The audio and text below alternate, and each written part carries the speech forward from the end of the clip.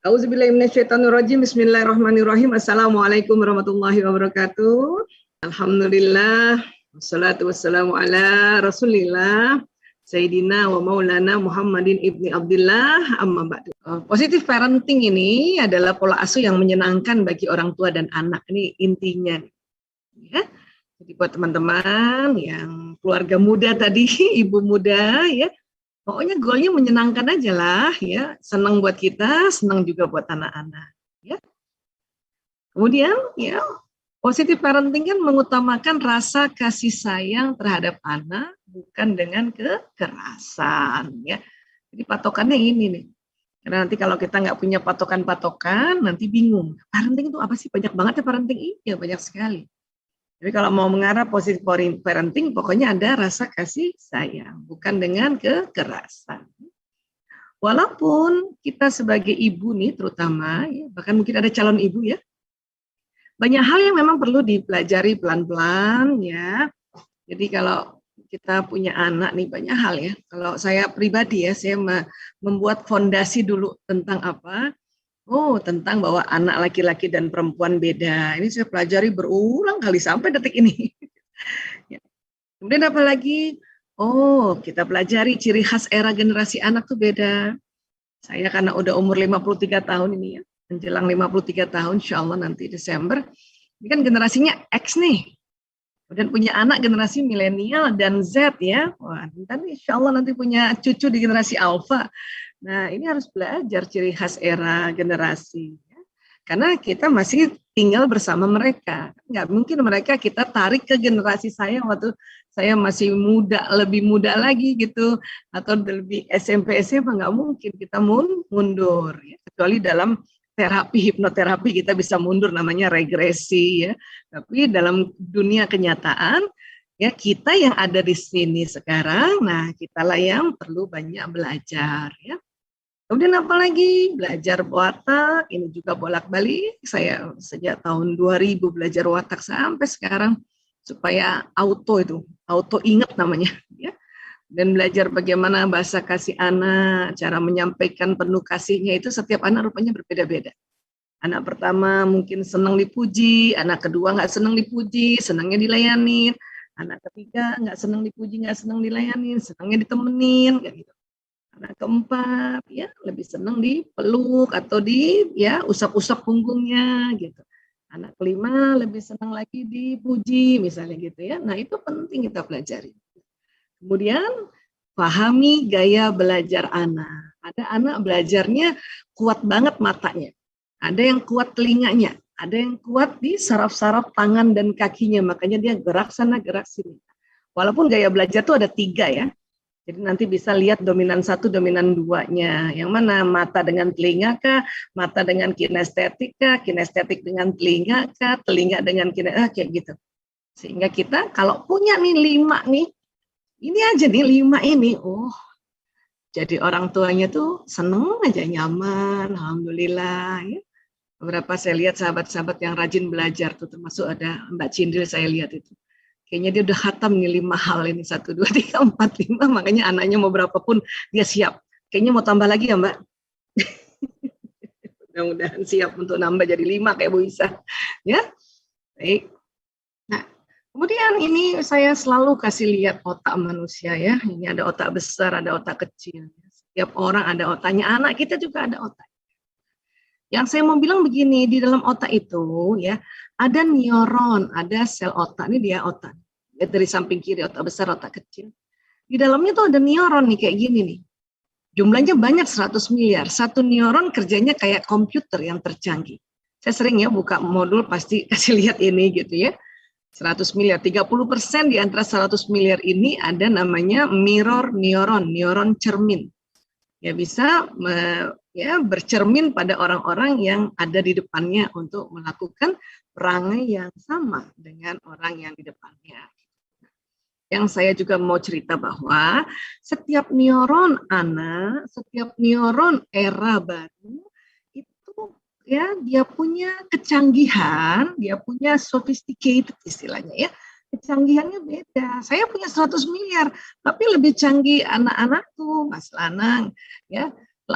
nanti adiknya lebih canggih lagi dari kakaknya, begitu teruslah di era ini. Memang mereka punya neuron ini kuat dengan digital, kuat dengan teknologi digital. Kalau saya kuat dengan teknologi kertas. Waktu itu begitu, dari dalam rahim ibu sampai saya lahir, sampai saya besar, SD, SMP, SMA, lebih banyak kertas waktu itu. Ya, buku, majalah, koran tuh banyak banget. Bahkan saya juga sempat menerbitkan koran sendiri ya, koran tentang korban narkoba gitu. Sekarang mah nggak laku koran. Barusan saya cari ada koran nggak? Nggak ada koran. Ya, tadi butuh koran bekas untuk nyerap air gitu kan, lu nggak ada koran, sedikit banget itu satu-satunya, tinggal selembar di rumah ini. Ya Allah. Nah, jadi artinya setiap anak ya punya neuron yang lebih canggih. Jadi kalau mau jadi orang tua yang asik, yang enak, pantang melebeli anak-anak dengan kalimat negatif. Nanti dibilangin generasi galauers lah, generasi mecin lah, hop, stop itu. Ya, generasi rebahan lah, aduh, please diam. Ya, karena mereka bilang, aku kan nggak tahu mau lahir tahun ini. Ya, jadi sekali lagi, mulai dari stop untuk melabel yang buruk-buruk, karena itu menjadi doa. Ya, apalagi ibu yang ngomong, nauzubillah min dzalik. Ya. Kemudian ini ya, kalau kita sedang belajar, itu kan ditangkap ya, atau sedang menghadapi masalah, kan ada peristiwa yang kita lihat, kita dengar, atau kita hirup, misalnya orang masak sesuatu, bau bawang nih gitu, bau terasi nih ya, itu kan ya, apa yang kita ucapkan, lidah kita mengecap, apa yang kita sentuh ya, ini nanti mengirim pesan ke otak dan terjadi tadi sambungan-sambungan di otak ini. Berulang kali juga saya cerita tentang ini supaya kita paham tentang kerja otak kita. Jadi terjadi sambungan-sambungan yang membentuk memori, membentuk ingatan, ya, membentuk ingatan peristiwa. Kalau kita jadi orang tua yang asik tadi, yang menyenangkan, diharapkan peristiwa yang terekam di otak anak-anak itu yang happy-nya lebih banyak. Gitu. Tapi ingat ya, terkadang kita ini, walaupun sudah berupaya untuk menyenangkan, anak-anak tetap anak-anak, yang dimana ilmunya belum banyak. Terkadang memori mereka, ya, bahwa ibunya misalnya janji pulang jam 5 sore, ternyata jam 8 itu merupakan kesedihannya anak-anak juga, dia tunggu-tungguin. Itulah nanti tersambung memori kesedihan. Karena dia belum tahu kalau mungkin di kota besar macet lah ya. Ini baru lepas PPKM yang tingkat parah, sudah macetnya kayak apa gitu kan. Kan dia belum punya ilmunya, belum punya peristiwa atau belum punya pengalaman ya, maka ya terkadang dia menanti ibunya jam sekian janji, kemudian agak ya ngaret, bukan lagi agak ngaret ya, kalau janji jam 5 baru datang jam 8 ya. Itulah memori kesedihan juga. Dan itu wajar gitu. Dan itu wajar. Yang penting apa? Kita datang segera minta maaf, jelaskan. Nah, waktu menjelaskan dia juga tersambung memorinya. Oh, ada yang namanya macet. Atau sekarang kan enak, telepon aja dari jalan. Dede, ibu minta maaf ya nak, ini macet ini nak ya, lihatnya. Doakan ibu ya, nah gitu. Ya, jadi tetap akan ada juga memori kesedihan, memori menunggu, memori, tapi sebisanya sedikit aja. Nah, gitu ya. Jadi ini sambungan di otak kita ini banyak. Ada yang nanti berulang pada saat mendengar, melihat, berulang. Nah, kalau berulang, ini akan menjadi satu memori yang lebih ingat lagi gitu. Hanya sayangnya kalau yang dia ingat adalah memori yang penuh kesedihan, penuh luka, ya maka yang sambungannya kuat itu ya kesedihan atau ya memori luka.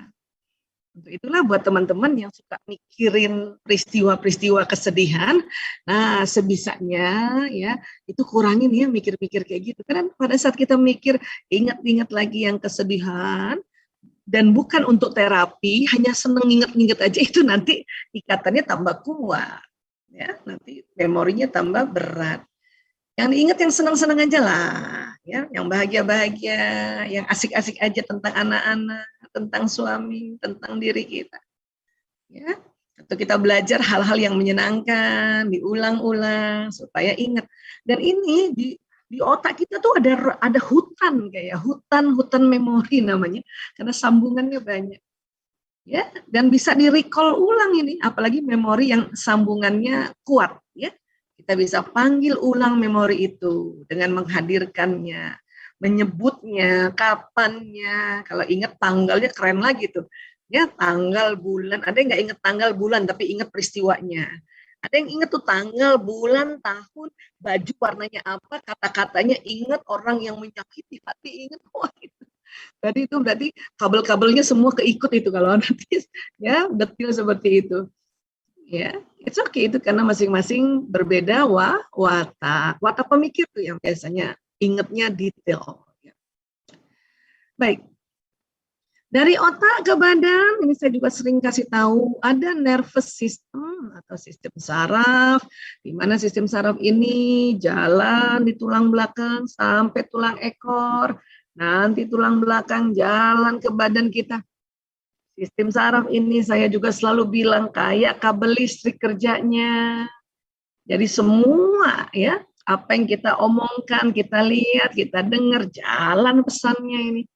Berkali-kali saya bilang supaya saya juga ingat bahwa oh iya ada sistem saraf aku gitu. Ya. Nah, kemudian di dalam otak ini berbagai macam program di dalamnya.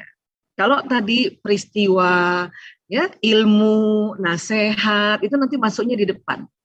Terutama yang kalau ilmu, nasihat, ya, atau kisah-kisah itu yang paling depan. Di belakang dahi namanya prefrontal ya. Kalau pengalaman nanti di daerah sini gitu ya. Ada kesini juga sedikit. Pengalaman-pengalaman yang mengikat emosi yang sangat intens itu dekat-dekat otak emosi. Nah, otak emosi di tengah nih. Ya. Kalau di parietalis ini biasanya ya disinilah tersimpan program-program watak seseorang, baik kekuatan dan kelemahannya, bakat seseorang. Di sini banyak karena bakat tuh 8 jenis, jadi di sini banyak. Nanti lobus occipitalis ini pada ya fungsi-fungsi gerakan-gerakan atau fungsi-fungsi tubuh gitu. Kalau lobus temporalis ini biasanya disebut God spot. Ya. Sifat-sifat ilahiyah, ketuhanan ada di sini, di atas telinga, kanan kiri. Kalau ini otak kecil. Kalau otak kecil ini keseimbangan. Nah, ini yang ungu batang otak ini. Batang otak ini sering otak reptil, kalau tegang cuman 2 aja tuh sikapnya, serang atau kabur ya. Gitu ya. Ngeyel atau ngambek. Nah, ini kita. Anak-anak juga begitu, suami juga begitu, siapapun karena memang ini diciptakan Allah untuk jaga kita sebetulnya. Hanya sering nyala pada saat berhadapan sama anak, berhadapan sama suami, berhadapan sama orang-orang terdekat kita sering nyala nih bikin tegang ini. Cuma 2 jadinya nih kita ya ngeyel atau ngambek. Ngeyel dan ngambek itu sikap reptil. Masih sikap binatang reptil itu nggak mulia itu. Dia derajatnya sangat rendah. Baik. Kemudian kalau kita mau lembut kepada anak, karena memang tuntunannya disuruh lembut. Katakanlah, ya Allah, saya mohon lemah lembut pada anakku, ya Allah. Karena apa yang kita minta tuh pasti jalan di sistem saraf ini. Terekam di otak, terekam di badan, terekam di jantung. Dan luar biasanya Allah membuka intuisi di dalam ya otak kita ini karena nanti ada pori-pori di sekitar kepala yang menangkap intuisi pesan ilahiyah, tangkap sehingga kadang-kadang kita nih nggak belajar parenting, nggak apa kok ngomongnya baik ya gitu. Pengennya sih marah sama anak ini, tapi ya Allah kok tadi ngomongnya baik banget gitu. Kadang-kadang kagum sendiri loh, ya Allah alhamdulillah aku berhasil hari ini ngomongnya baik gitu. Ya. Dan biasanya marah kan gitu ya. Nah, makanya bersyukur. Dan ini memang harus diminta, harus berdoa memang ya, mohon pada Allah. Oke? Kemudian berkali-kali juga saya cerita tentang kolbu ya. Saya memang pokoknya selama pandemi ini sedang mensosialisasikan kolbu ya. Kolbu ini yang mana sih organnya Bu Aisyah? Ini dia, jantung. Ya, di sini. ya, di dada kita.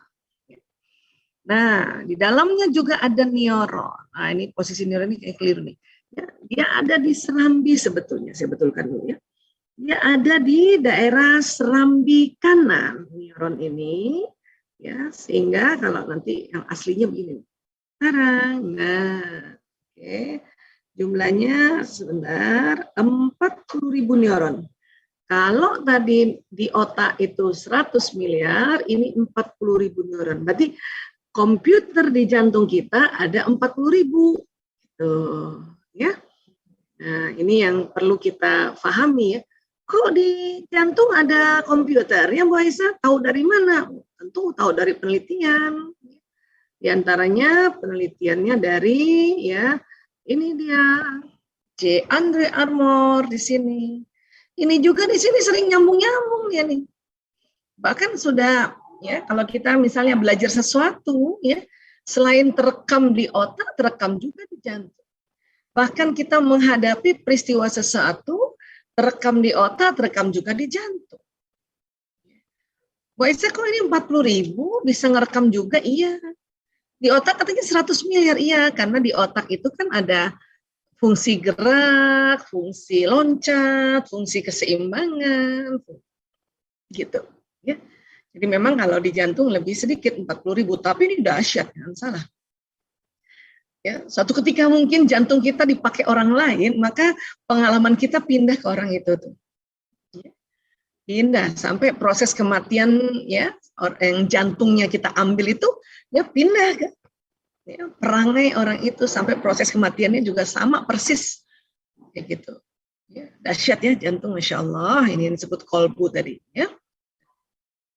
Kemudian ini juga saya harus ingatkan, di otak kita ada kelenjar pituitari, di mana di sini ada hormon bahagia dan cinta. Tinggal kita nyalain aja, ya. Perlu kita nyalakan. Boisa, cintaku ini kayaknya hilang, nggak bakal hilang, salah banget kalau bang. Ya, aku kok hampa. Oh, itu kalau hampa berarti nggak dikeluarin. Ini ada di sini. Cuman kita nggak tahu cara nyalainnya atau mengeluarkannya, ya. Nah, inilah pentingnya kita belajar. Bagaimana sih Bu Isa supaya hormon-hormon di kelenjar tadi, hormon bahagia dan cinta bisa keluar? Gampang, ya. Gimana Bu Isa kok gampang? Iya, senyum aja. Senyum yuk. Insya Allah. Jumat Barokas pada senyum nih. Asik cantiknya. Senyum bagian dari ibadah apa ya, sedekah ya. Sedekah. Tabassumuka fi wajhi akhika laka sedekah. Ya. Iya. Itu diteliti di Stanford University gitu. Asal senyumnya jangan cepet-cepet karena ada orang senyum cuma 2 detik. Belum lagi keluar hormonnya udah ketutup lagi. Dan senyum harus seimbang ya kanan kiri ya. Jangan cuma sebelah ya, kalau sebelah itu namanya nyengir, ngeselin gitu ya. Nah, senyum juga bermacam-macam senyum, tapi ya pokoknya upayakan aja senyum. Jadi lama-lama hormonnya keluar. Tawa juga termasuk ya, bikin bahagia. Dan hormon nih banyak ya. Aku kasih ya gambar gini ya. Si dopamin nih hormon yang bikin seneng gitu. Oksitosin ini yang disebut hormon cinta. Kemudian endorfin ini hormon penghilang rasa sakit. Serotonin ini hormon bahagia, happy. Gitu. Bayangin kalau 4-4-nya keluar. Oh tuh, senang, cinta, bahagia. Dan biasanya itu sakit-sakit itu ya itu berkurang atau makan hilang. Ini pentingnya kita keluarkan nih hormon kita ini. Ya. Keluarkan. Banyak cara sebetulnya. Tapi paling gampang adalah senyum. Berikutnya apa paling gampang setelah senyum? Tertawa. Jadi gimana caranya lah sama anak ketawa lah Bun. Atau anak apa kek, anak lagi cerita lucu ketawa lah Bun. Ya. Karena banyak juga ibu-ibu nggak ketawa kan anaknya udah setengah mati, jungkir sana jungkir sini, kita ketawa aja gitu. Walaupun tertawanya awalnya garing gitu. Lucu banget. Pas anaknya udah selesai, ibunya masih mikir mana lucunya, gitu. Ya, tapi tertawalah karena ini juga mengeluarkan 4 sekawan ini. Kemudian apa lagi? bergerak. Makanya anak-anak kan senang bergerak. Habis gerak tuh dia ketawa-ketawa kan. Ketawa-ketawa, senyum, ketawa, bergerak. Anak-anak tuh happy loh. Ya. Yang bikin gak happy apa? Lagi gerak sana, lagi gerak sini, ibunya yang ribut. Awas, awas, awas, awas. Nanti jatuh, nanti jatuh. Oh, ingat lah, telinga nanti dibilang nanti jatuh, jatuh. Kenapa sih nggak bilang hati-hati nak? Loncatnya hati-hati, oke? Ya, pastikan di bawahnya ya tidak ada benda tajam. Sudah, jadi diajarin. Pastikan lihat ya, bawahnya nggak ada. Ya, sudah siap loncat, tung loncat. Terus siapin aja kasur di bawah. Ya, saya dulu inget ya, anak masih kecil-kecil ya. Gak punya tempat tidur, gak pakai tempat tidur, kasur aja semuanya. Kasur besar 2 dijadiin 1, kamar kecil. Jadi masuk kamar itu udah kasur semua dari ujung sampai ujung. Udah, anak laki 4, guling-gulingan di situ, sok atau silakan. Ya, bahkan kanan kirinya saya kasih ada terpal itu supaya kalau dia terbentur di tembok, udahlah, ya masih aman lah, ya tidak terlalu langsung pada bata atau tembok tersebut gitu. Jadi kayak gitu aja, memang kalau kita anak masih kecil ya kita ya harus ngerti bagaimana caranya cari ya furniture yang aman atau bahkan langsung kasurnya aja gitu, karpet aja langsung di ruang tamu sampai sekarang malah ya. Nah, supaya apa? Anak senyum, tertawa, gerak ya happy, apalagi sekarang pandemi keluar susah, mau main di taman juga susah, ya kan? Itu kan asik jadi. Nah, itu sudah happy family, ya.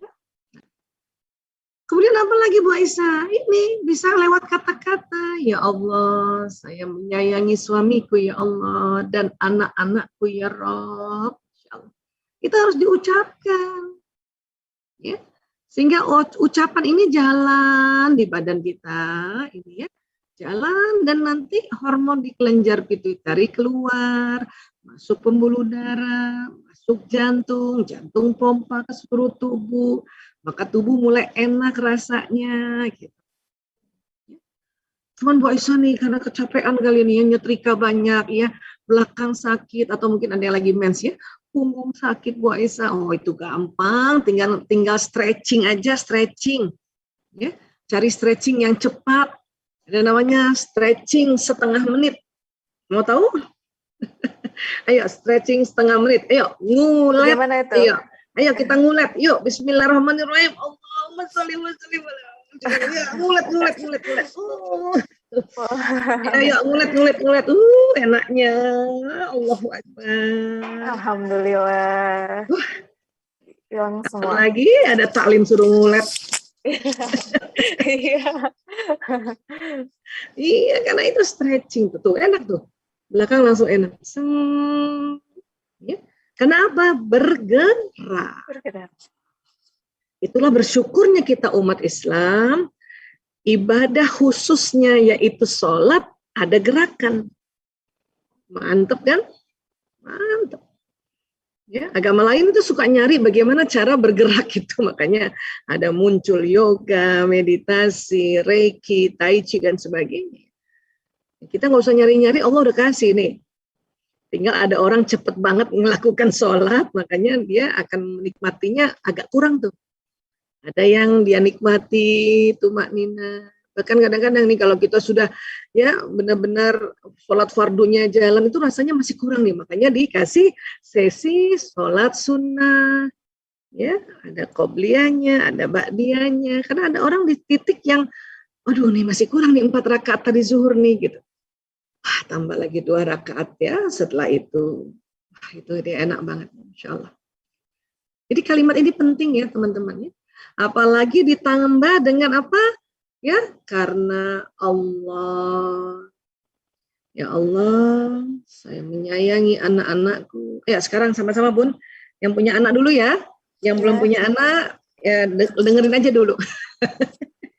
Ya, baik. Ya, tapi memang aturannya adalah suami ya. Coba sekarang masing-masing. Ya, hadirkan suaminya masing-masing. Terus ngomong dalam hati atau lafazkan sedikit ya. Ya Allah, saya menyayangi suamiku. Sebut namanya. lihat seolah-olah dia ada di depan, sedang tersenyum juga, senyum yang ganteng gitu, senyum yang laki-laki banget, ya ngangguk-ngangguk, dan kita juga seneng banget. Bahkan dia datang memeluk. Masya Allah. Ini baru dalam ya meluruskan niat ini. Sekarang hadirkan lagi anak-anak. Ya Allah, saya menyayangi anak-anakku. Sebut satu-satu ya nama anaknya. Ya, karena Engkau ya Allah. Itu perkuat itu. Karena Engkau ya Allah. Bayangkan satu-satu nama lengkapnya. Sebut nama bapaknya. Ya. Walaupun hari ini lagi kesel. Gitu ya? Iya. Walaupun hari ini lagi kesel sama bapaknya, tetap harus sebut nama bapaknya. Ya Bu. Ya Bun. Ya. Lihat anak pertama. Senyum sama kita, senyum sama bundanya. Ya, dia dekati bundanya, dia peluk. Allah, ya Allah, ya Rabb. Merinding ya. Anak kedua, yuk sambut malah nyambung anak kedua, yuk. Ya Allah, ya. Saya menyayangi anakku, sebut nama anak kedua ini. Ya. Fulan bin Fulan atau Fulana binti Fulan. Lihat baik-baik dia tersenyum sama kita, dia peluk kita, ya Allah. Ya, yang masih ada anaknya lebih dari 2, ayo lanjut. Yang ketiga kah, keempat atau kelima? Kayaknya paling banyak Bu Isa nih di sini 5 orang. Ada teman nggak yang 5 nih? Coba angkat tangan, ada nggak yang 5? Oh, benar, cuma aku yang 5 ya. Hadirkan. Ya. Jadi ini bukan hanya sekedar ilmu nih, ini harus langsung dipakai nih, supaya nanti teman-teman setelah ini langsung tahu cara pakainya. Ya hadirkan, lihat dia tersenyum gitu. Apalagi karena ada kata karena Allah, lillahi ta'ala, fillah. Dan anak berikutnya, barangkali ada yang sudah punya mantu, ya tambahin mantunya tuh. Ya. Apa yang terasa teman-teman? Mbak Ria, apa yang terasa? Mbak Ria udah punya putra-putri kah? Iya, alhamdulillah sudah Bu. 3 ada berapa? Saya. Masya Allah. Masya Allah. Alhamdulillah. Alhamdulillah. Bisa lihat. Anak-anaknya tadi bisa lihat, seolah-olah hadir dia di depan kita, di depannya Mbak Ria. Langsung terbayang-bayang, karena alhamdulillah sebelum live ini tadi saya video call dengan anak. Masya Allah. Iya, Masya Allah. Mana yang lebih gampang dilihat? Mana yang lebih gampang dilihat? Bapaknya atau anaknya? Anaknya. Karena pas tadi sebelum mulai sudah video call, jadi yang sangat teringat anak-anak. Iya, pasti itu. Jadi kalau kita mau melatih visualisasi kita, bisa lihat foto, bisa lihat ingat-ingat wajahnya, ya makanya di apa namanya di HP masing-masing harus ada foto anak, foto suami ya. Kalau perlu tampak depan, tampak kanan, tampak kiri, tampak dari berbagai gaya ya Bu. Iya. Terasa nggak di bagian dada, di jantungnya itu ada sesuatu tuh? Ya, iya, rasanya terasa, ya. Karena ini keluar nih, hormonnya keluar nih. Menenangkan gitu ya Bu. Iya. Ini keluar hormonnya, masuk ke pembuluh darah, jalannya pelan-pelan. Kan enak ya. Apalagi pas lagi tidur nih, para istri, pas lagi tidur, suami udah tidur, ya pandang-pandangi wajahnya. Ya Allah, inilah laki-laki yang kau takdirkan pada diriku sebagai jembatan surgaku, ya Rob. Masya Allah. Tulis di Laul Mahfuz, ya Rob. Ya Allah. Apalagi, kenapa saya harus marah padanya, ya Rob? Betapa dia adalah jembatan surgaku. Kadang-kadang kita sesegukan, suami bangun. Kenapa? Ya, enggak, lagi lihat wajah kamu aja, asik. Gimana Mbak Dian? Ada Mbak Dian Yolanda nih, ada Mbak Anissa, ada Mbak Dwi Budi Asia, gimana? Iya, mudah membuat happy family itu, tentu dengan kalimat, dengan kata-kata. Memang kita nggak puitis, tapi lama-lama jadi puitis. Saya bicara sama Allah sebetulnya. Ya, kalau Bu Isa lihat ayat Toto, ya Allah, sudah semakin ya keriput suamiku, ya Allah, tapi semakin ganteng, ya Allah. Oh, Masya Allah. Kadang-kadang suka lupa ngomongnya agak kekerasan. Dia denger, Masya Allah. Pas dia dengar, dia apaan sih Bu Isa? Tapi dia seneng lah ya. Iya. Nah, ini Terus sebetulnya nanti kan nggak Bu Isah dapat hadiah ya, Bu? malah disuruh pijet sini pijet. Itu hadiahnya. Itu Oh, itu hadiahnya dapat hadiah. apa? Amal soleha lagi ya Amin, Allah. alhamdulillah. Sambil mijit yang ngomong ya Allah. Insya Allah gara-gara ini aku cepat masuk surga ya Allah. Kan very happy, ya, senang ya Masya Allah. Daripada kita ngomong ngeluh terus seperti ini, saya takut, saya khawatir, saya marah, saya sedih kan gitu. Nah, bagaimana kalimat ini juga bisa jalan. Walaupun kita tahu bersama ya, ada ilmunya memang, kalimat yang negatif nggak langsung jalan. Tidak secepat tadi kalimat positif. Ya, memang ini kalau diulang-ulang baru dia jalan di badan. Dan kalau kalimat yang frekuensi negatif ini jalan di badan, yang distimulasi bukan hormon 4 sekawan tadi, tapi ada lagi namanya di kelenjar adrenal ini, di atas ginjal. Kalau ini namanya hormon stres. Dia 3 sekawan. Ya, adrenalin, kortisol, norepinefrin.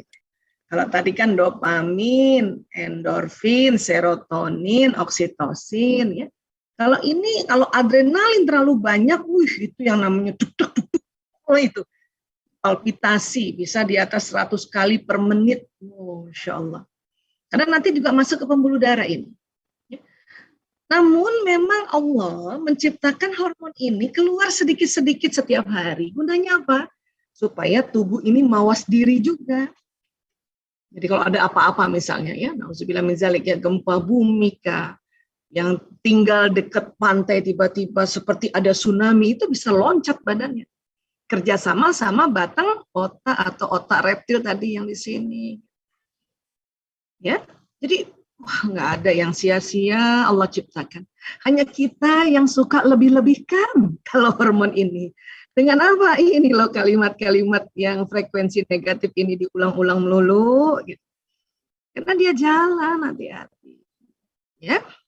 Nah, terus gimana Bu Aisyah? Tapi aku kesel banget. Ada teknik namanya allowing. Ya. Teknik pernafasan, tarik nafas, dibuang. Ya. Barangkali ada teman-teman hari ini yang agak-agak masih kesel barangkali sama seseorang kan. Ya, bisa juga bukan anak ya, bisa juga bukan suami barangkali sama seseorang, teman kerja atau nah, keluarin pakai ini nih. Ya. Ayo, kita langsung latihan yuk. Tarik nafas panjang. Buang. Begitu. Ya, dibuang ya, ditiup.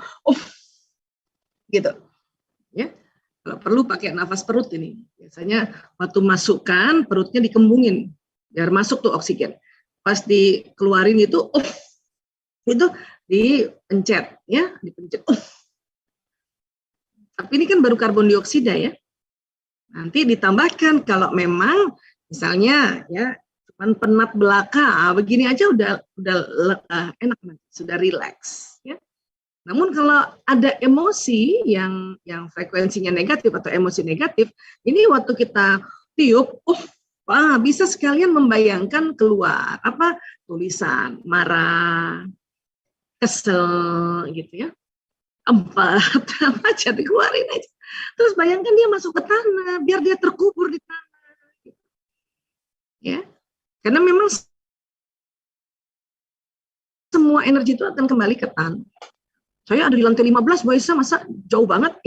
Tenang aja, dia nembus tuh lantai-lantai. Karena setiap keramik, setiap lantai ini, walaupun ini ada ya pondasi-pondasi yang di atasnya lantai ini itu bolong-bolong semuanya itu. Nggak mungkin ada yang padat, semua bolong-bolongnya. Bahkan mobil sekalipun itu lubang-lubang sebetulnya. Dan itu tembuslah energi yang keluar tadi. Kan gampang ya. Suami datang, Assalamualaikum. Waalaikumsalam, gitu ya. Istrinya udah senyum, suaminya nggak senyum, ya. Ingat, itu memang begitu muka laki-laki, karena ototnya tegang. Kan. Makanya ya udah, tenang aja. Kalau ibu kesel ya tarik nafas, buang.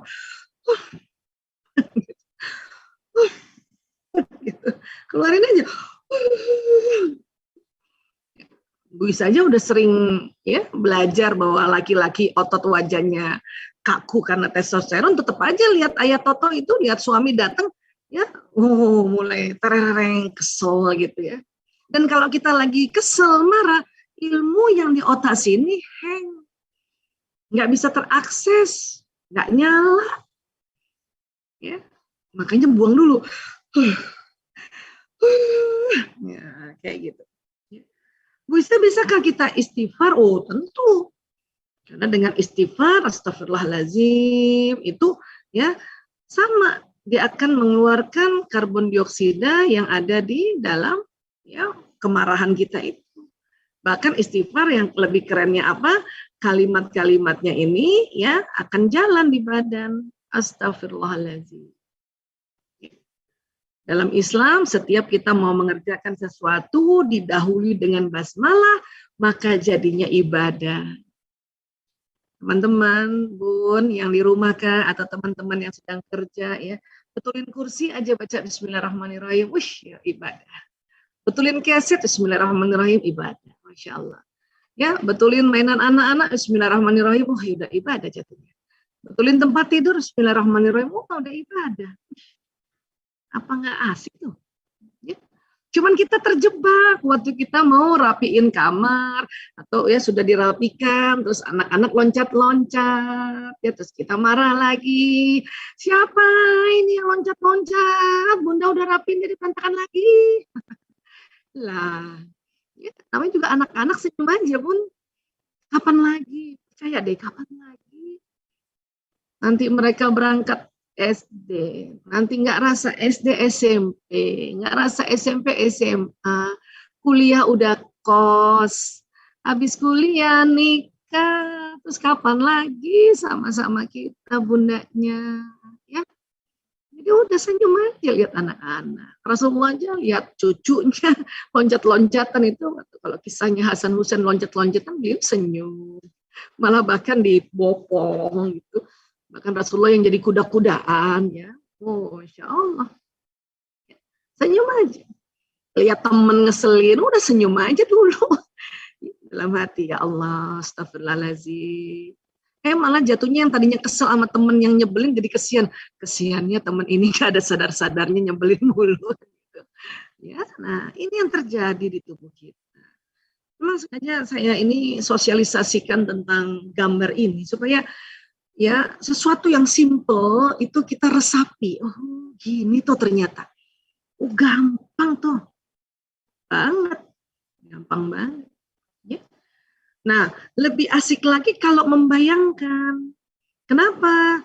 Karena kalau kita membayangkan ini itu kita bermain di otak kiri dan kanan. Otak kiri ini kalimat-kalimatnya. Misalnya ya Allah, ya, saya kirimkan Al-Fatihah ini untuk suamiku. Nah ini kita ngomong kan ya, itu otak kiri yang kerja. Nah kalau kiri yang kerja, itu pesannya ke tubuh yang kanan. Ini yang temukan Dr. Roger Wolcott-Sperry ini. Nah tubuh kiri ini belum lagi dapat pesan, karena tubuh kiri yang atur kanan. Salah satu kerja otak kanan adalah visualisasi. Imajinasi, intuisi, irama, sintesa, atau lihat foto, lihat gambar. Maka tadi teman-teman, kita sama-sama tadi, ayo hadirkan suami, hadirkan anak-anak itu supaya otak kanannya kerja. Pada saat otak kanan kerja, pesannya jalan di tubuh yang kiri. Dan ingat ya, jantung ada di kiri. Makanya nanti ingat anak-anak gitu ya, atau ingat suami bukan hanya di otak, di kolbunya juga langsung deg-degannya tuh tadi terasa ya. Nah, Ria ya terasa kan? Karena apa? Karena kita tadi menghadirkan dia, membayangkan, memvisualisasikan. Bisa tadi saya membayangkannya nggak ngelihat loh, tapi saya dengar suara anak-anak. Itu juga namanya visualisasi, tapi visualisasi auditori. Bisa tadi aku nggak lihat, nggak dengar, tapi aku rasa, bahkan tuh anak megang aku, misalnya gitu ya, rasa nggak ngelihat, nggak dengar, tapi kayaknya dia peluk gitu ya. Oh, itu berarti persarafan kinestetik di tangannya yang lebih dominan. Itu juga visualisasi. Bu Isa, tadi aku udah kombinasi. Lihat juga, dengar juga. Oh, itu berarti sudah terbiasa mata dan telinganya. Jadi namanya visualisasi visual dan auditori. Tadi Bu Isa, tiga-tiganya aku. Oh, alhamdulillah, Masya Allah. Lama-lama tuh kita bisa begitu nanti. Terasa. Dan betul-betul itu rasanya, ya Allah, jantung ikut bergetar. Ya. Kenapa sih Bu Isa jantung ini ikut bergetar? Karena tadi ada apa? Neuronnya. Ada apa? Ada kita punya ya sambungan otak di situ. Ada listriknya. Ada memorinya. Oke? Sehingga apa? Sehingga kita tenang. Belum lagi hormon nanti keluar lagi di sini. Pokoknya asik banget. Ya. Oke, segini dulu Mbak Ria ya.